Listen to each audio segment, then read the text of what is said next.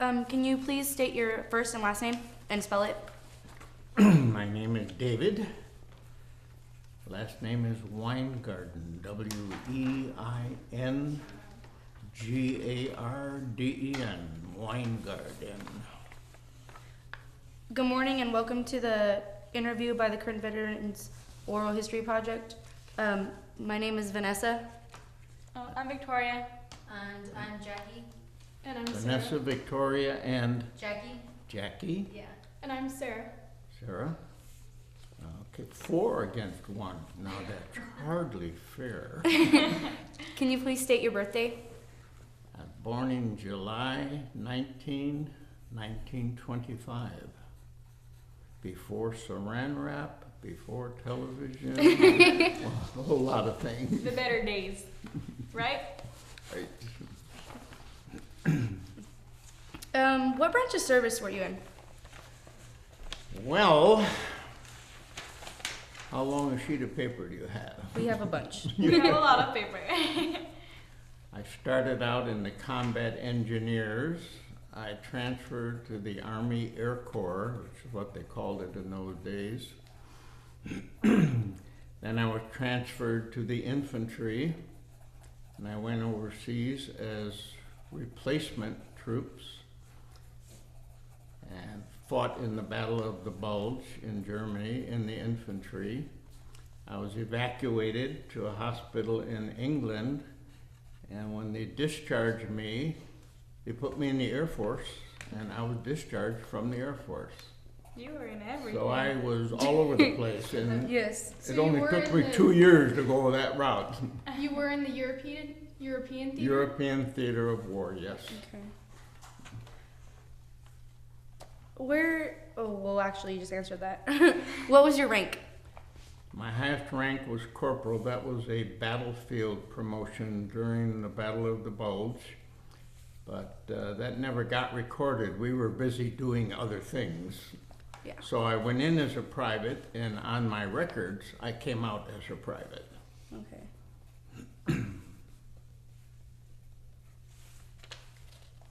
Did you enlist or were you drafted? I'm sorry? Did you enlist or were you drafted? Oh, you're kidding. I enlisted? No. So you were drafted? I was drafted, and when I was discharged, there were about 300 of us in the auditorium, and the poor young lieutenant who was assigned the job of getting up on the stage and trying to convince 300 men who had been enlisted, who had been drafted and just finished the war and were being discharged, trying to convince them to join the reserves, and he got laughed off the stage. How did you feel when you got drafted? Well, it wasn't any surprise because all the way through high school, the war was going on. I graduated high school in 1943. The war started in 1939. So we all knew that the war was going on and the draft was going on during all those years. I think it started in 1940. And we all expected to be drafted as soon as we got out of high school, unless, we were having some sort of bad problem with eyes or something like that. So all expected to be drafted. It was no surprise. I graduated high school in June 1943. I was 17. And then in July I turned 18. And in October I was drafted. So that was the way it happened with just about everybody in those days. So you were 18 when you were drafted? Yes. Okay.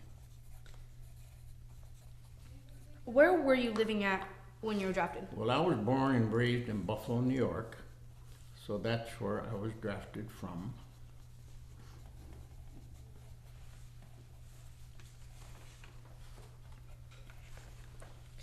Do you recall the first days in service? Do I recall Your first days in service, like when you Well- were drafted?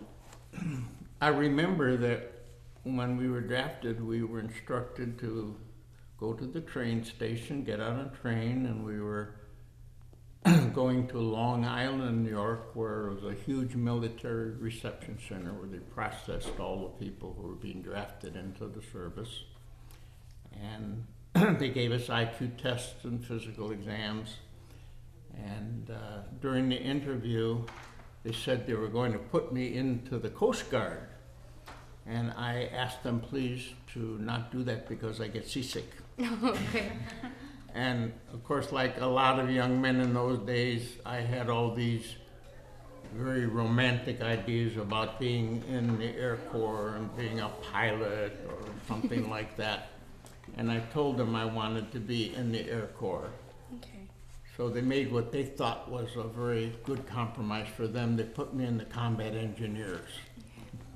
Sent me to a training base in Missouri near a little town which everyone knows about now. No one had ever heard of it then, Joplin, Missouri. You may remember it was in the news not too long ago. The whole town was wiped out by a tornado. And I was learning, along with everybody else, to drive bulldozers and earth movers and things like that. And it was not what I wanted to do. I still had ideas about wanting to be in the Air Force. I called it the Army Air Corps then, changed right afterward. And I discovered to my great surprise that there was an Air Force recruiting office on that base. So I went to the Air Force recruiting office and I said to the recruiter, I would like to be in the Army Air Corps. And they looked in my records, and much to my surprise, they transferred me to the Air Corps. I was amazed. It was like a miracle. And the next thing I knew, I was in Huntington, West Virginia, at Marshall College, which is now Marshall University, where there were about 300 of us going to classes, an air cadet training program, all destined to be pilots, co-pilots, bombardiers, navigators, and it was a very interesting program. This was probably winter or early spring of 1944, and you are all too young to remember this, but a couple months ahead, June 1944, is when the U.S. and the British and the Allies invaded Europe, the Normandy invasion, June of 1944. So by then they had decided they were going to need a lot of ground troops. And about 3 weeks or 4 weeks after I got to that program, that Air Cadet Training Program, they shut the whole thing down and told us we were all going to the infantry to be trained because they knew they were going to need a lot of ground troops. So my stay there in the Air Cadet program was very, very short, and we were all notified we were going to the ground troops to be trained. And you know, in those days, we found anything we could to find humor in the situation. So we were all notified we were being sent out to the infantry. And in the mess hall, one side of the mess hall would yell, LSMFT. That was the slogan for the very new and popular Lucky Strike cigarette company. LS, Lucky Strike, MFT means fine tobacco. That was all over the billboards. It was on the radio. So that was the motto. LSMFT, Lucky Strike means fine tobacco. So one side of the mess hall would yell, LSMFT, and the other side would yell back, TSPOE. Well, POE meant port of embarkation. That meant where all the troop ships left. We all knew that's where we were going very soon. The first part, TS, tough shit. So, LSMFT, TSPOE, and everybody laughed their head off. I thought that was the funniest thing in the world. And you know, we all knew that a couple years down the road, a lot of us wouldn't be coming back. That was in the back of our heads. We knew that a lot of people were going to die.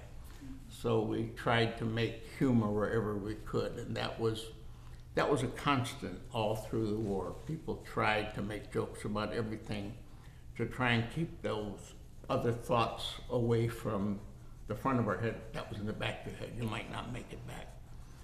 So I was transferred to Fort Breckenridge, Kentucky, and that was training base for the 75th Infantry Division. And I was going to be trained in the infantry. I have a picture of myself, I couldn't find it. I was still in my Air Force dress uniform because we just come from the cadet training program.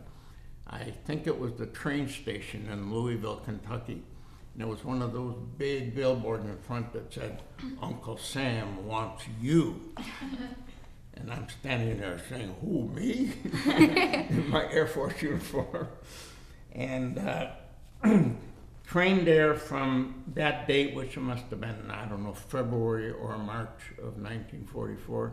Trained with the 75th Infantry Division because we knew we were going overseas, and learned a lot about the M1 rifle and infantry training tactics.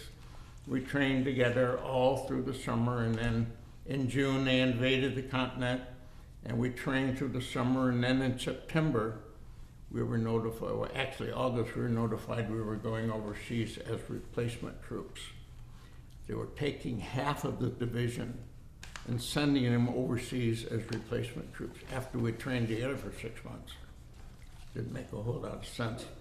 And before we left, our replacements were coming in to take our place. They were cooks and truck drivers and artillerymen, and they didn't know much about infantry. And I found out later when I met some of the people from that division in the aid station that about 2 months after we left, they sent the whole division overseas and they hadn't trained together. So they had a lot of casualties also.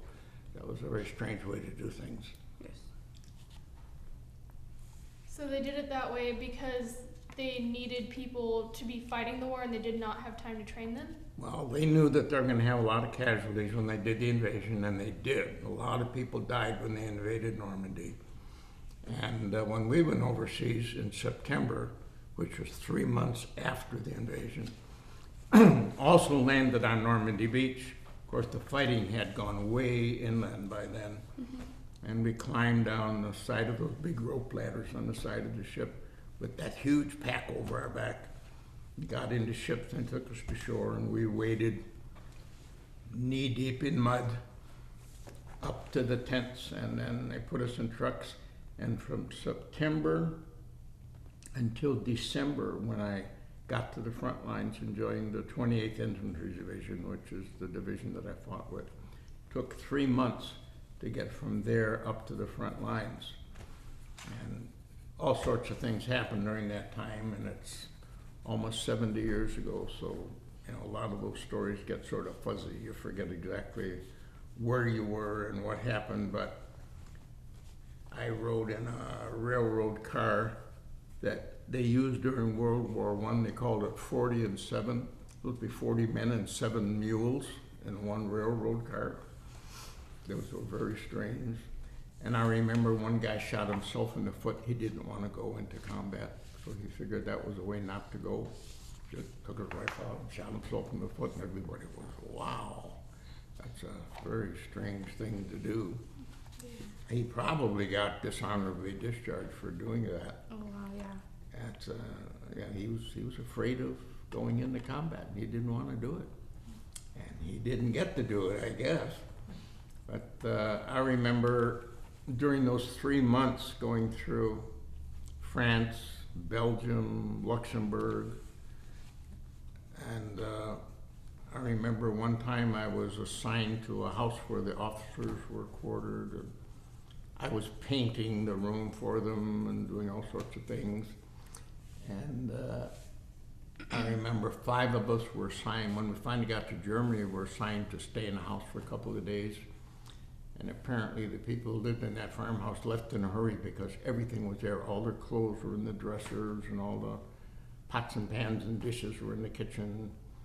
And I found a book, the one that's very famous, was written by Adolf Hitler, called Mein Kampf, My Life. And it was in German, and my pack was already so full I didn't have time to take that, but I lost everything during the war anyway, so it wouldn't have made any difference. It never would have got home. And amongst the 5 of us, one of the guys was a southern farmer, and he knew how to do things like he set a trap and caught a chicken, used a wash tub with a stick under it and caught the chicken and wrung its neck and cooked it. And he gave everybody a haircut. And when we tried to give him a haircut, it looked awful because none of us knew what to do with it. The poor guy looked terrible when we got done with him. So that was one of the places that we stayed, and I remembered that we were on the road, 4 or 5 of us, and another 3 or 4 guys came down the road and they looked very suspicious. And I thought they were Germans that had captured some Americans and put on the American uniforms. They had been trained to speak English as well as they could without an accent. And I thought they were Germans. And we asked them some questions, and the other guys thought they were okay, and I didn't. We let them go. I remember that one very well. I still think they were Germans in American uniforms, but we let them go anyway. And finally we got up into Germany, and I was assigned to the 28th Infantry Division in the middle of the night. Black, you couldn't say anything, middle of a forest. You had to feel your way around the trees and find the tent. They had lost 50% of their division in a battle with the Germans. That's why they were sending replacement troops like me to fill in for all those guys that had been wounded and killed. And I had to feel my way into a tent in the middle of the night. And the next morning, they loaded us on trucks and drove us up to the front lines. We were replacing another outfit that had been there for a long time, I guess. And in the morning, you could look over across the hill, and you could see the French, the French Maginot Line, which is where we were, and then the other side was the Siegfried Line. That was the German fortification. And they had fences and barbed wire, so you could see both sides. And it had been a very quiet sector for a very long time. Nothing had been going on. And we replaced those guys, and they had a couple foxholes, and they had some little dugouts they built on the side of the hill.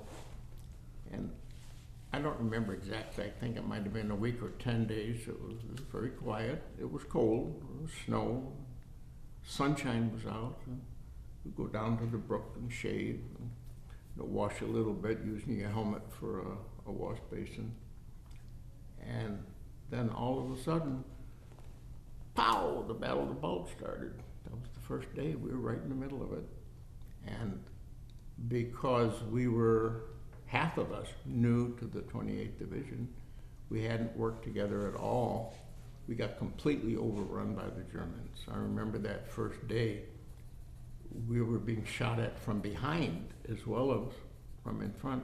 Apparently the Germans had gotten around behind us before they started the Battle of the Bulge assault.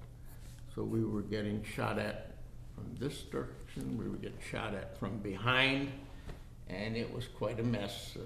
We weren't ready for that. They took us by surprise. And the first thing we saw was some Germans, soldiers bringing some American prisoners from behind us back toward the German lines. And our lieutenant, she's the one person I remember from that experience, because I was only there with him for a couple of weeks. Lieutenant Joe Hazel got killed on the first day with some shrapnel from all that firing.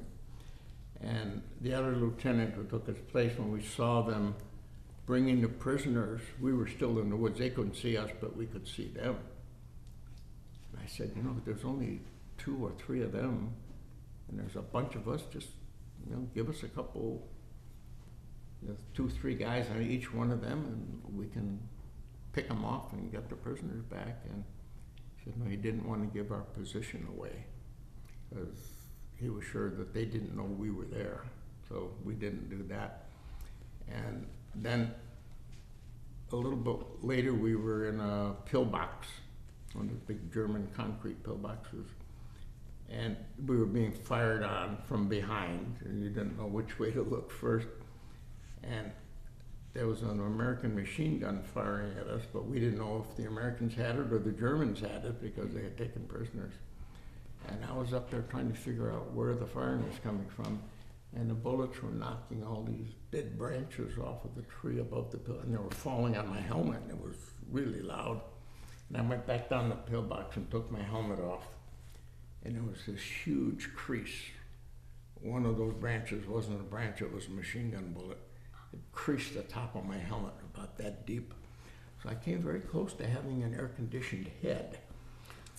And later on, 12 days down the story, when they put me in the ambulance, I wanted to bring that helmet home with me, and they said, no, we need the helmets and the rifles for the guys who are coming after you. And then a little bit later in that day, there was a German tank coming from behind, of all places. And one of the guys I was with had a bazooka. And we were talking about whether or not we should try to use a bazooka to knock the tracks out on that tank. And we decided, well, if we missed, the tank would be coming after us, so we didn't do that. And then we started on what turned out to be a 12-day march. Night we dug in, the daytime we walked, and the night we dug in, the daytime we walked. The Germans were chasing us, and we were retreating, because a good thing the captain had a map, because we had no idea where we're going. He was telling us where to go. Now I remember one of those nights, we came to a place where there was a long open space about 50 yards, and then woods up there, and we went in there and everybody just fell down exhausted. And I woke up, I guess just about dawn. I was the only one awake in the whole company. And I got up and I walked down toward the front of the woods, and a German soldier came riding out on a bicycle. They used a lot of horses and bicycles. They didn't have a lot of machinery in those days. He came riding on his bicycle with his rifle on his back, and he stopped. He must have thought something was gone up in the woods. He called up in German a couple different times to see if anyone was going to answer. And I just froze, and I was leaning against a tree. I didn't move a muscle. And he called 2 or 3 times, and nobody answered. So he got on his bike and went back to town. I woke up the captain, and I said, well, we need to get the hell out of here. So we did, and left. That was a very, very close call. And then a couple days later, I think it was about the 12th day that we had been in retreat, the skies cleared up. There hadn't been any airplanes in the air up until then, because it was so overcast they couldn't see anything. And it finally cleared up, and our planes started to come over, so we were cheering a lot. And a couple of our tanks started to come to head off the Germans, so they got a lot of cheers from us. And that last day I went to the aid station, and I said, my feet are wet and they're cold. We've been hiking through streams, and I didn't get a chance to dry out my socks, and my feet hurt. Would you tape them up? They hurt. And he took one look at my feet, and he said, you've got trench foot. That's the combination of cold and wet, frostbite and wet. And he said, you're not going anywhere right now. And they took my groovy helmet and my rifle and said, you're not going anywhere. You're headed for a hospital. And they put me in an ambulance. And that was the end of the war for me in the infantry. They took me to a hospital in Verviers, and then they transferred me to another hospital in Paris. And they're mostly male nurses, and they were instructed not to let me walk on my feet. So they would pick me up to piggyback to take me to the latrine and then back to my bed.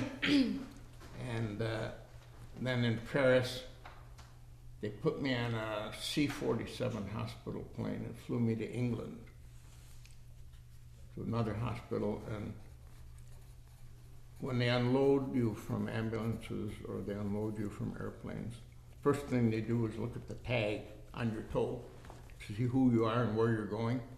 And one of the guys that unloaded my stretcher was a guy I went to high school with in Buffalo. I thought he was going to have a heart attack right on the spot. And went to the hospital in England. And I was there, I don't know, maybe about 6 weeks until they decided my feet were fine. I made a complete recovery. And they discharged me and put me in the Air Force. Signed me to a B-17 base just south of London. So here I was working as a ground crew member on a B-17. And that's, of course, where I had wanted to be in the first place, and I came full circle after all that time. And this was in the spring of 1945, and the war had pretty much wound itself down by then. Germans had been pushed back all the way toward Russia, and they weren't giving much resistance then. And the B-17s were still flying, but they were doing food drops and supply drops. They weren't fighting anymore. And my crew chief on that B-17 was a little guy named Smitty. He was about 5'1", and I'm over 6'1". And he always had one guy to wake up in the morning to go out and pre-fight the plane with him. So you'd put a towel over the end of your bunk, and he would pick the bunk up by the foot, about 2 feet off the ground, and then drop it. Blam! That would wake you up really fast. He'd say, "Hit the deck, Shorty." Be Shorty. Go out and pre-fight the plane when we start up all 4 engines and push them up full throttle so they're really warmed up for the flight crew to come and do their food drops. And in those days, no one knew. There was no ear protection. That's how I got my high-range hearing loss that I told you about. And it's funny, when you go to the VA, they don't recognize that as a legitimate thing that they need to treat. But I did convince them to give me hearing aids, which I don't use because it makes everything louder but not more understandable. Can you explain what a B-17 is again? I'm sorry? A B-17? Yeah, B-17. What kind of plane is that? It's a bomber. It's a bomber? Yeah, it's a 4-propeller engine bomber that was very, very commonly used. They call it a flying fortress. That's the other name that they call it.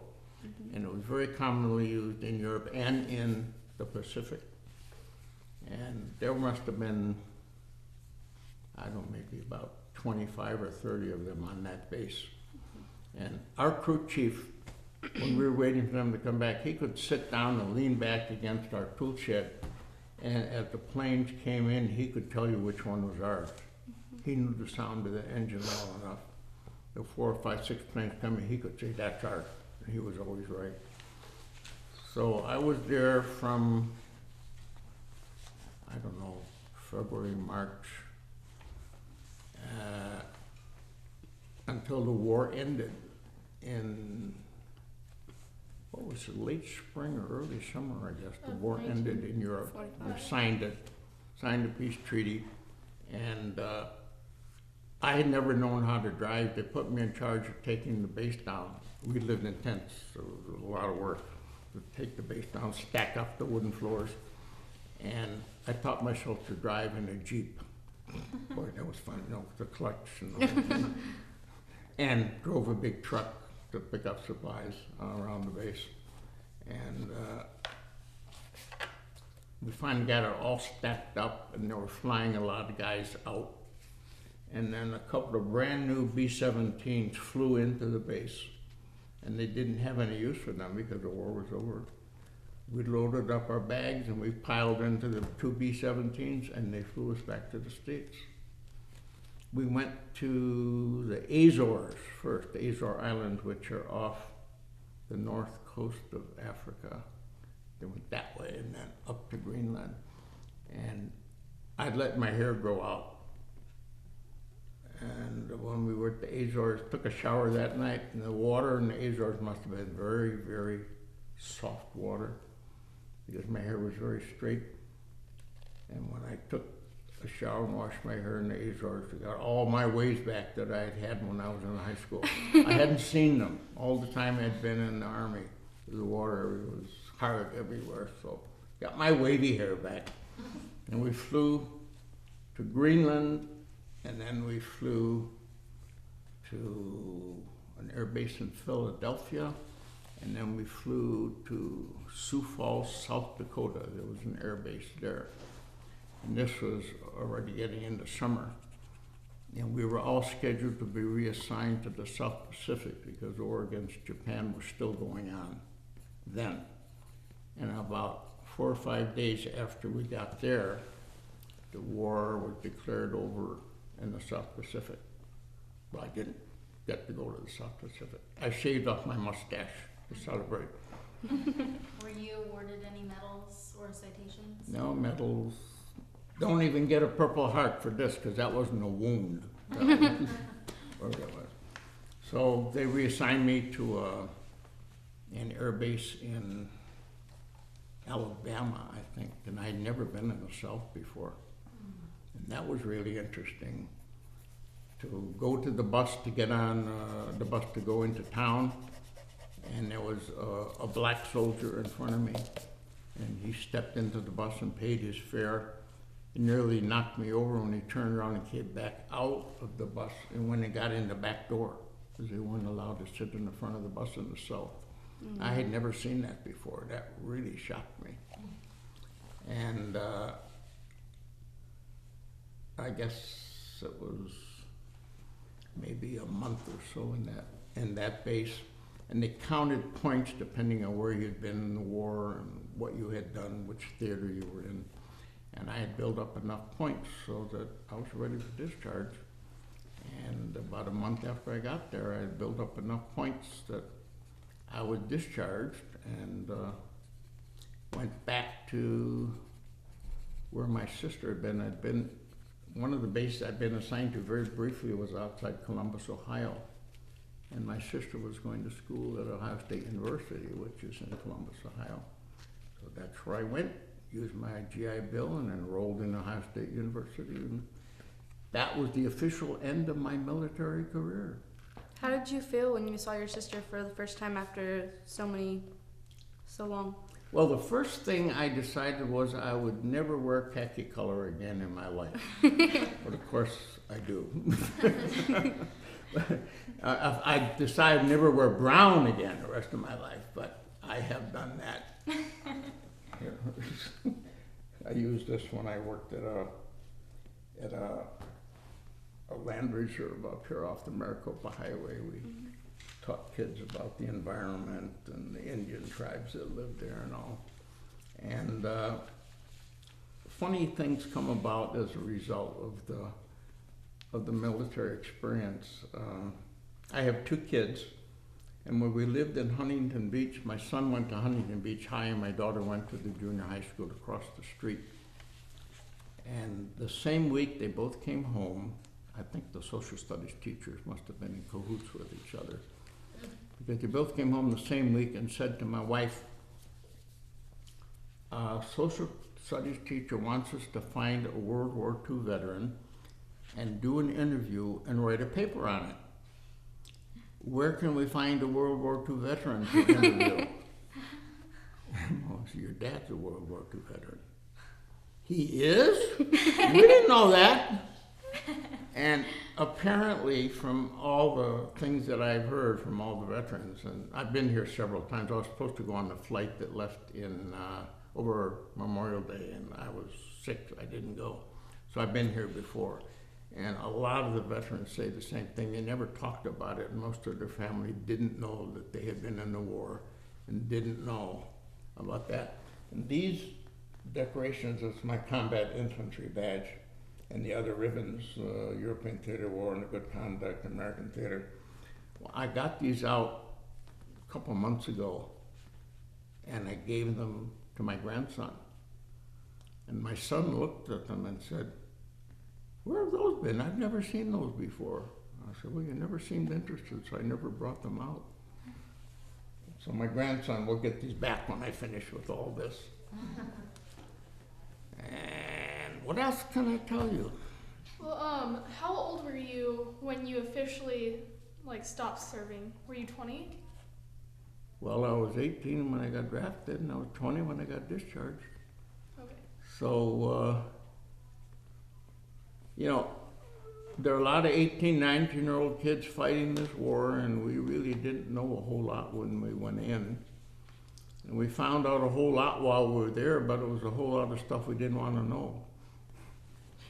Like people getting shot and shooting people, and it's not stuff that we really thought we wanted to know about, but you had to do it. It was something that had to be done. So there we were, and that was our job. And we learned about what hurry up and wait means, you know. Go, go, go, double time, run to the supply unit, and then stand there for an hour until the supply sergeant shows up. That kind of stuff. And the guys who fought in the Pacific learned a lot about heat and mosquitoes and stuff like that. And those of us who fought in Europe learned about digging in the snow and how cold it can get. But everybody had their own problems. You did it because it just had to be done, and run into some very interesting things. Like the other night, we went to the Petroleum Club. Many of you know what the Petroleum Club is? Yes. It's up in that big building in downtown, and the meal, that's a fundraiser. It was a fundraiser for the honor flight, and the tickets were $150 to get into that meal. And some of us were invited there. They had a couple of tables for the World War II veterans, so my wife and I went. It was free to us. And then they had a silent auction and another big auction where they auctioned, that's with one of the big ranches, Tejon Ranch, I think it was, auctioned off pig hunts. And they sold for $3,400 for a couple of nights for a pig hunt. And they offered a week stay at a big resort on Maui in the Hawaiian Islands, and that went for $6,000. They raised a lot of money, and I had never been at the Petroleum Club before. And wow, that's a fancy place, and the meal was outrageous.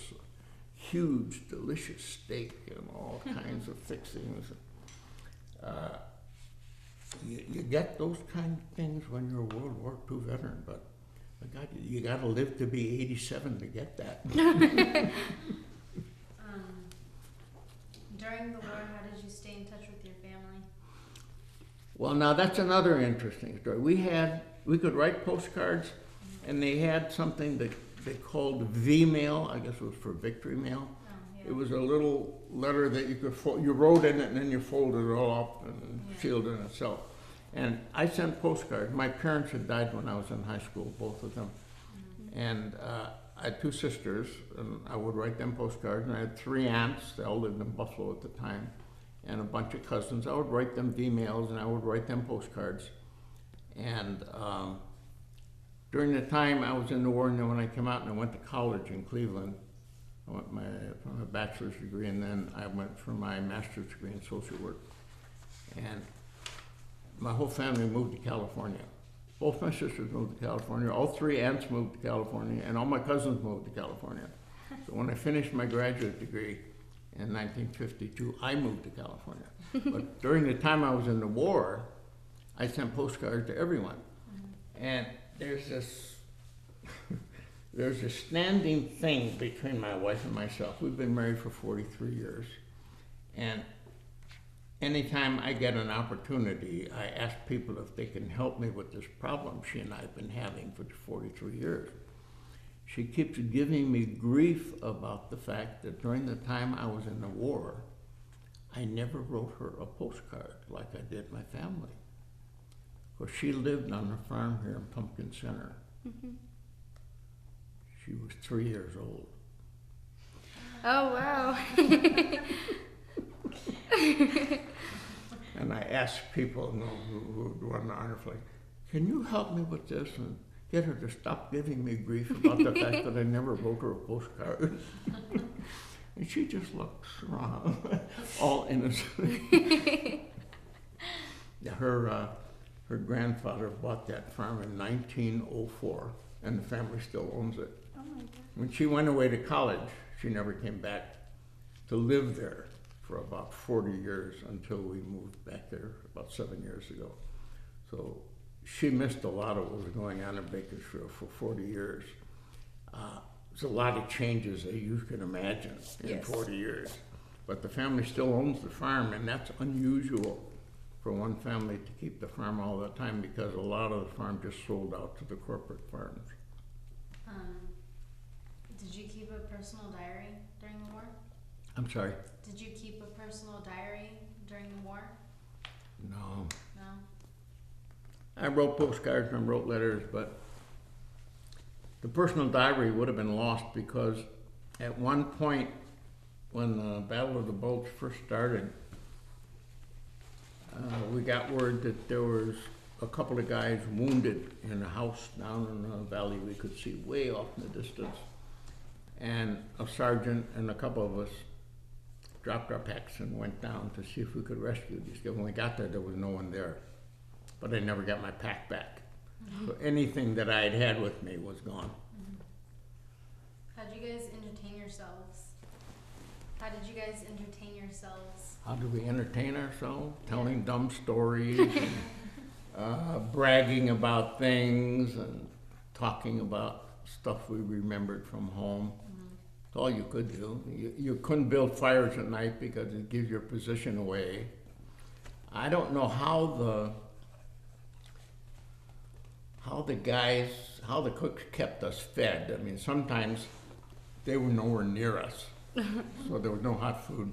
They had like about the size of a Campbell's soup can. That was called a sea ration, and they had various awful tasting stuff in there, corned beef hash and stuff like that, which most of the time you had to eat cold. And then they had boxes that had smaller cans, like a can of tuna fish with cheese or other stuff in it, and crackers. And I lost a couple of teeth on a D ration. It was a chocolate bar about that shape and about that thick, hard as a rock, bittersweet chocolate. You had to gnaw on it, or sometimes you take out your trench knife and try and cut a piece off. I don't know how they made that stuff. Just like a rock, you had to chew on it like you were a squirrel, trying to get pieces of it. I broke a couple of teeth trying to eat that stuff. Oh, wow. And it was so bittersweet chocolate that when you got someplace where you could finally get a Hershey bar, it was so sweet you couldn't tolerate it in comparison to that D ration chocolate bar. Let's see. Do you recall the day your service ended, and where were you at? The day my service ended, I was at that air base in Alabama, and it was a day to celebrate because the 2 years that we had given up. For me, it was 2 years and a month. When you Over. Oh, sorry. Yeah. When you arrived home, who was the first person or people that you saw, and how'd you feel? Well, let's see. The first person I saw, whom I knew, was my sister in Columbus.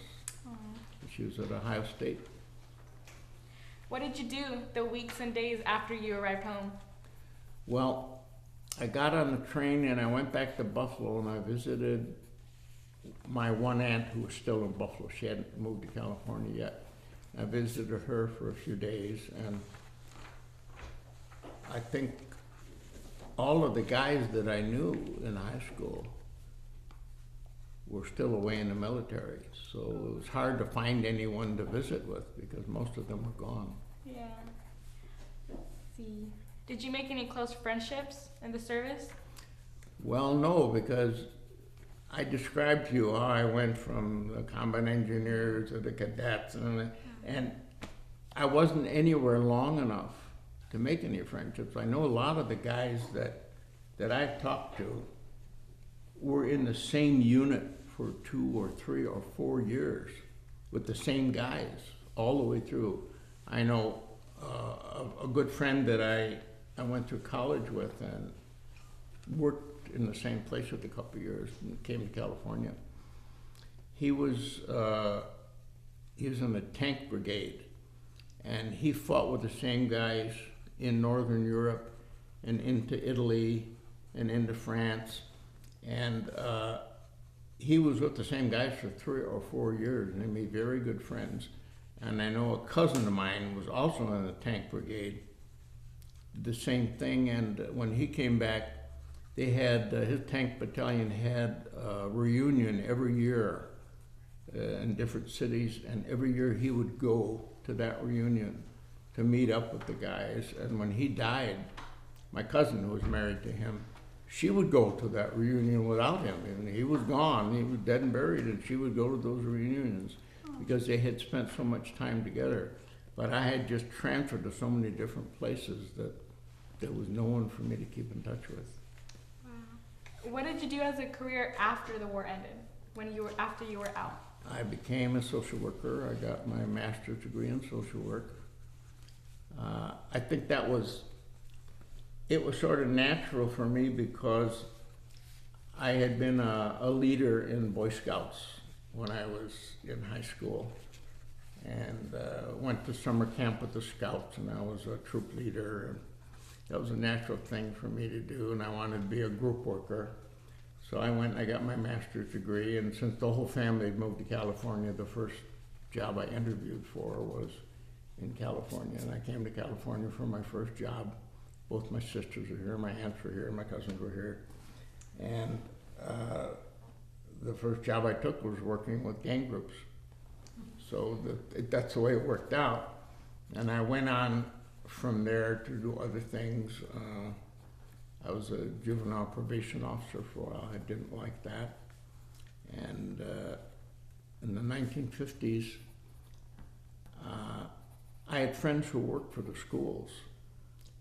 And I found it very intriguing that at Christmas time they got a week off, and at Easter time they got a week off, and they got the whole summer off. And I thought, oh, that's a very nice kind of thing to do. I think I want to work for the schools.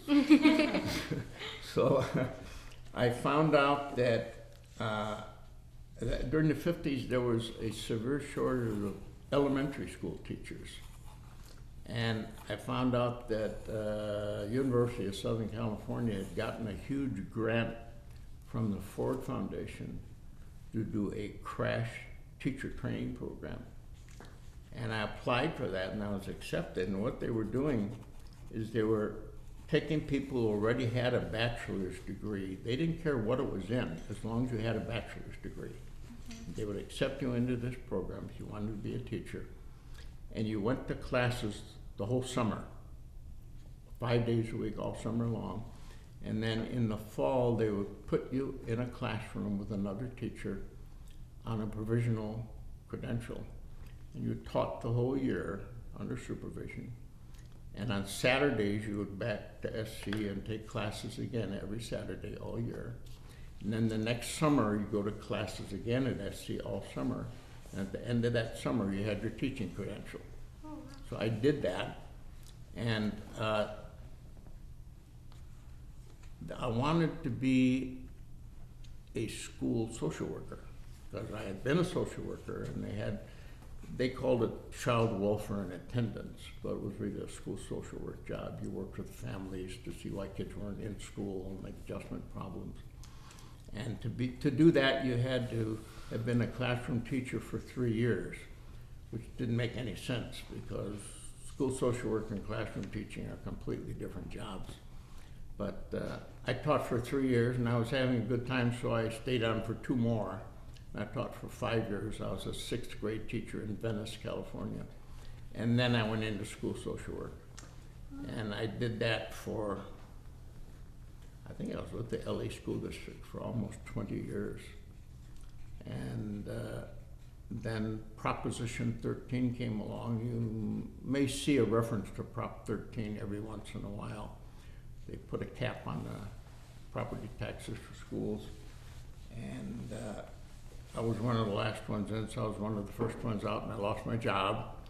And LA County was looking for child protective service workers, and I had a master's degree in social work, so I hired on there. But that was a temporary job, and I was afraid I was going to lose that too. By then I was married and had 2 kids, and I couldn't afford to lose jobs. So I signed on with LA County, actually Orange County Mental Health, and I became a liaison to Orange County Mental Health to Metropolitan State Hospital, which is in LA County. Orange County doesn't have a mental hospital, so we had to use Metropolitan Hospital, which is in LA County, for Orange County patients. I did that for quite a few years. And then we decided that we're going to move to the mountains. We lived by the ocean. My wife said, I always wanted to live in the mountains. I said, well, it'd been nice if you told me about that. So we moved to the mountains up near Big Bear, and we lived there for 12 years. And I commuted for a while, and then I retired. And retirement and I didn't get along very well. You know, I chopped wood and I painted the house and the deck, and then I got bored. And I went down the mountain to San Bernardino, and there's a state mental hospital there, Patton State Hospital, where the violent offenders go. They're the criminal, mentally ill. And I went down there and met the head of the social work department. How old was I then? I must have been 70, 71. I said, do you hire old retread social workers? And she said, sure. Next thing I knew, I was working at Patton State Hospital as a psychiatric social worker in a special program where the most difficult patients went. And this is funny, in the training session, I sat next to a young lady from Bakersfield. And she said she was a dietitian, and they hired dietitians at the hospital. And I was having a little trouble with that because she was about 320 pounds. Wow. Short, like a fire plug. I thought, how can a woman of this size go into a unit and tell a patient that he needed to go on a diet? That's a very nice young lady, but I couldn't figure that one out. And we were sitting there one day, and they were getting near the end of the training, and they were telling us what programs we're going to be assigned to. And they told me I was going to be assigned to the STAR program, the special treatment and reassignment. Yeah. And I had heard about that program. It was a very special program with the most difficult patients. That's where I want to be. And I said, boy, that's a plum assignment. And she said, what's a plum assignment? I don't know what that means. And I said, well, plum is a very sweet, juicy, that's a good assignment. She said, oh. The next day they announced where she was going to be assigned. And I said, oh, okay, well that must float your boat. She said, well, I got that one. So I worked there until I was 80. And even my boss, the program director, just before I retired, he looked in my folder and he said, are you really 79 years old? I said, yes. He said, my God, I never would have guessed that. I said, well, maybe they made a mistake in my birth certificate. But it must be my genes because my folks died very young, but the medical field wasn't very good in those days. They probably could have lasted a lot longer.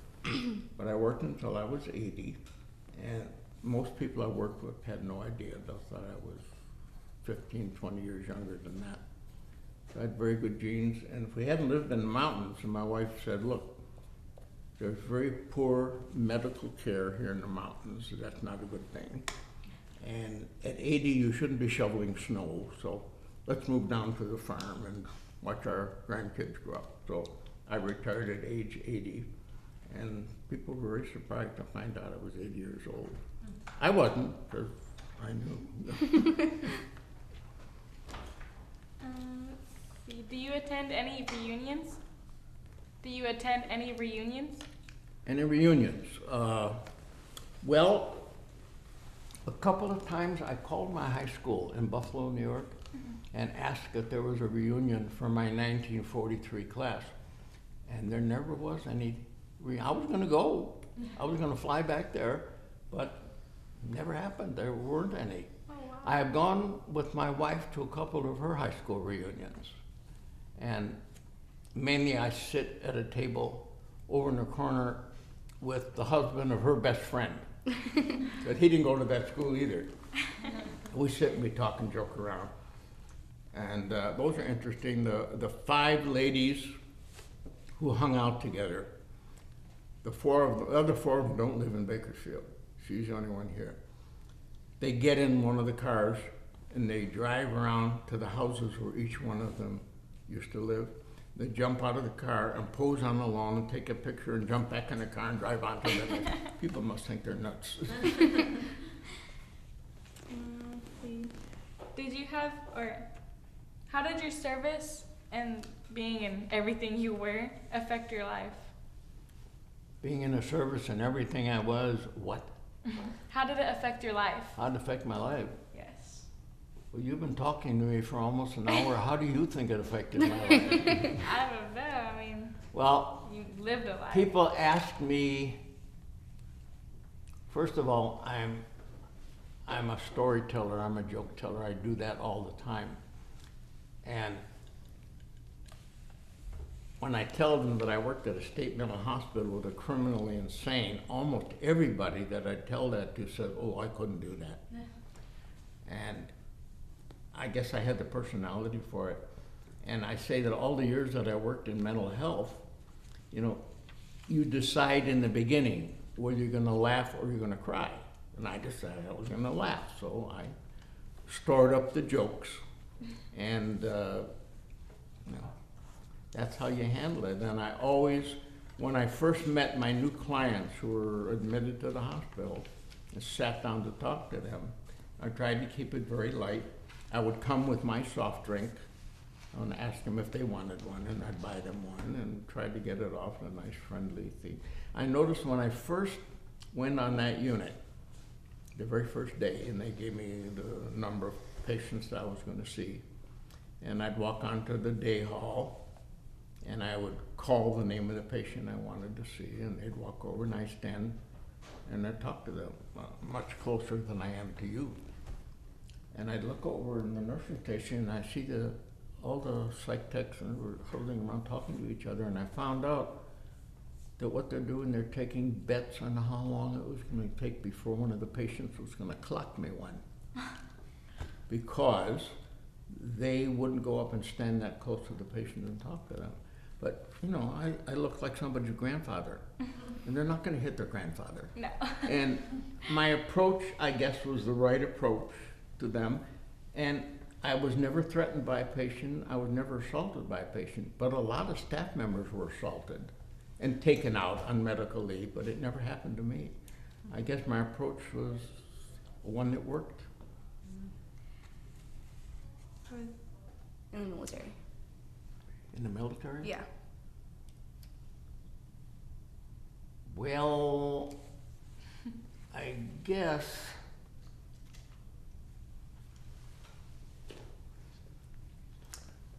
the most memorable one, and this wasn't even the most dangerous one, but it's when I met those guys on the road that I was pretty sure were Germans dressed up in American uniforms, because this is almost 70 years ago, and to this day I am sure they were German soldiers dressed up in American uniforms, and the other guys who were with me didn't think that. But I think if we'd stayed there longer and asked them enough questions, it would have come out. Yeah. That's the one memorable thing, because who knows, you know, when they left us, I don't know where they went and what they did. They could have caused a lot of damage. Yeah. Is there anything that you would like to add that we haven't covered?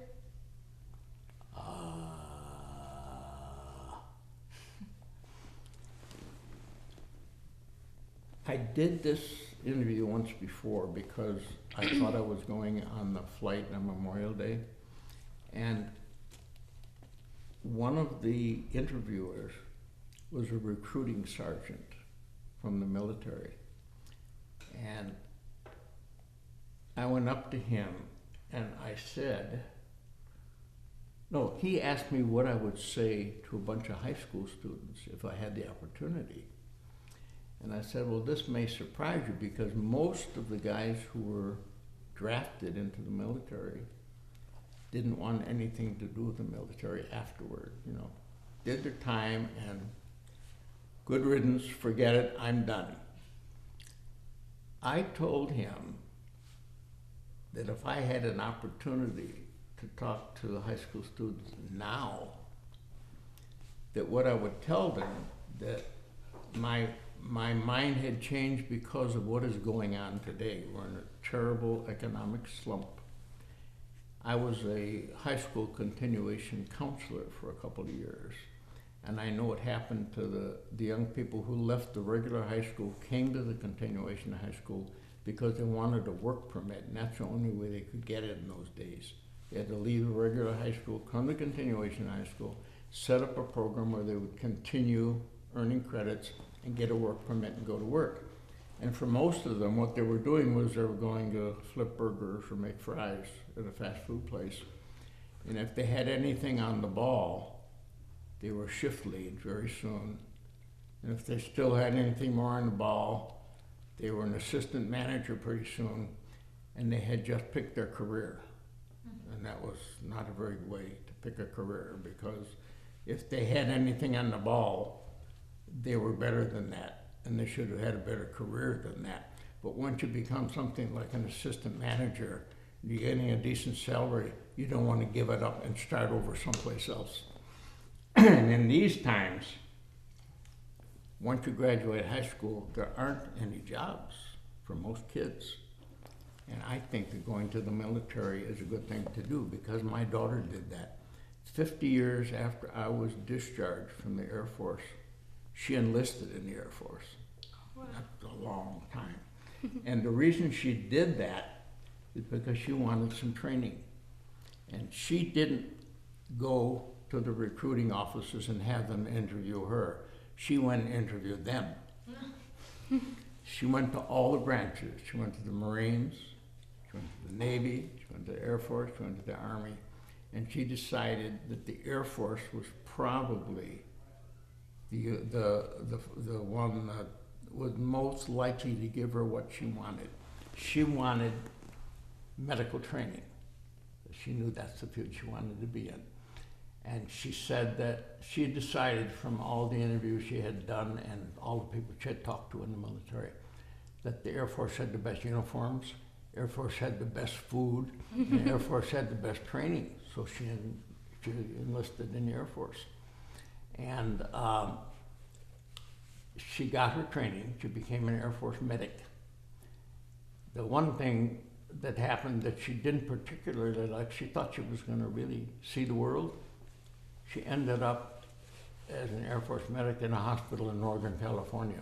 No. She thought she'd be in Japan or someplace like that. And she was a floor nurse in a med-surg, medical surgical unit. A very good one. Every place she went, they wanted her on their unit. She was an outstanding medic. And when she came out, she discovered that she wanted to go and get her RN with GI Bill. She discovered that all that training, all those classes that she had had, don't apply in civilian life. You can't use that as the basis for your prereqs to be an RN. You have to take that stuff all over again. Wow. Yeah, wow. She thinks they may have changed some of that now, but when she came out, she had to start all over with some of the stuff she'd taken when she went to community college. She went to Orange Coast College. So she took a lot of her she was living in Orange County, and she was working in a pediatrician's office at the front desk, like a receptionist. And getting into debt in Orange County. It's very easy to get into debt in Orange County because the cost of living there is very high. So we moved here, and about 2 months after we moved here, we said, look, why don't you come and live with us? Don't have to worry about rent, don't have to worry about utilities, go to school, get your RN, then if you want to live in Orange County, you can afford it. So she did. She moved in with us. She went to Taft. She liked Taft College very much, got her prereqs out of the way. And of course, she was really in her element because she had taken a lot of those courses and she knew what was going on. So she was tutoring people. And she got it all out of the way, got accepted at BC, and flew through the program there. The instructors loved her because she knew all the stuff. She was doing group tutoring in our living room. And she flew through the courses because she'd had hands-on training. She had been a floor nurse in the hospital, so she knew this stuff. And she did a couple of rotations at all the hospitals, at Mercy Hospital, at San Joaquin, at Memorial.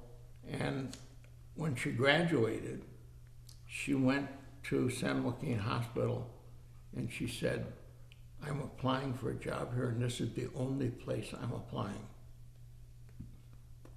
They interviewed 200 people and they hired 19. Oh gosh. She's one of the ones they hired. Wow. You must be proud. She had outstanding recommendations from the professors at BC. And she wanted to be on the med-surg unit. That's where they put her. She wanted days. That's what they gave her. She wanted pediatrics. They started a pediatrics unit on her unit. And I don't think they're doing that right now, but 3 years ago when she came out of school, they were giving a $6,000 signing bonus. She got that too. So you think she likes San Joaquin? Oh yeah. Oh yeah. So what I would say to high school students is join the military. They give you a salary. You can save a lot of it if you want. They pay your room, they pay your board, they pay your uniform. They give you free medical care, and you can pick the training you want. You can tell them what you want to be trained in. If you want medical training, they'll give it to you. If you want to train in engineering, they'll give it to you. Whatever you want, you can negotiate that. So I went to the recruiting sergeant who was in one of my interviews, and I said, you're not going to believe this from a guy who was drafted into the military, but when you go do your recruiting trips to the high school, I would like to go with you. I would like to help you because having worked in schools for so many years and having been a continuation school counselor and having had a daughter who went through this, I think I have something to tell the students. So they told me they're going to call me and have me go on some of the recruiting trips with them. So you may see me at your high school. That's great. That's a good thing that you want to do. Are we finished? Yep, I think we're done. Thank you so much for doing this. Well, thank you. Thank you for You're your time. pretty good interviewers. They pay you for this? No. No, it's volunteer.